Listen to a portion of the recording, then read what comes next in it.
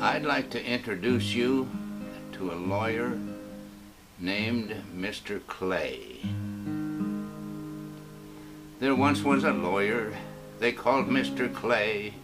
He had but 2 clients and they would not pay. At last of starvation he grew so afraid, he courted and married a wealthy old maid.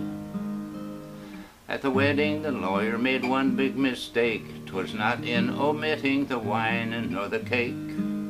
The ring was well chosen, they had a big feed, but the lawyer did not get a warranty deed. He's a very unfortunate, a very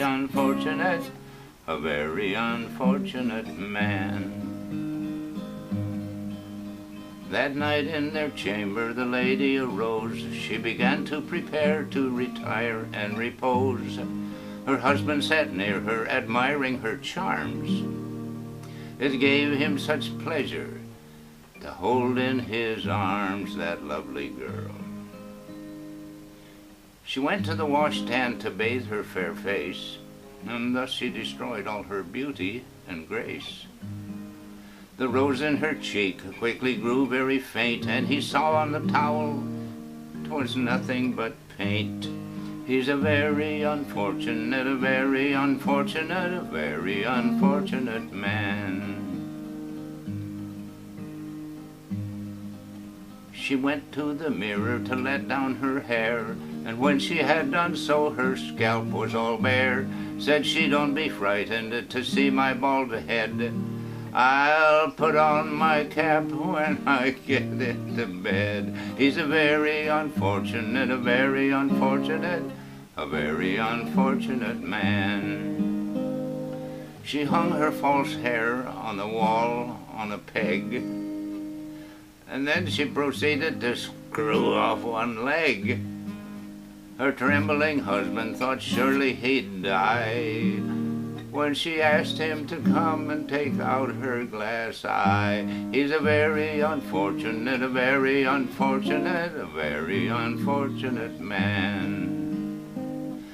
The lawyer was biting his quivering lips while she was removing her counterfeit hips. Just then her false nose clattered down on the floor, and the poor lawyer screamed and ran out of the door. He's a very unfortunate, a very unfortunate, a very unfortunate man. Now, any young man who would marry for life should be sure to examine his intended wife. Well, it goes the other way too. A girl ought to know what she's getting, so she ought to examine that husband maybe. Works both ways. Any young man or young woman who would marry for life should be sure to examine the intended spouse.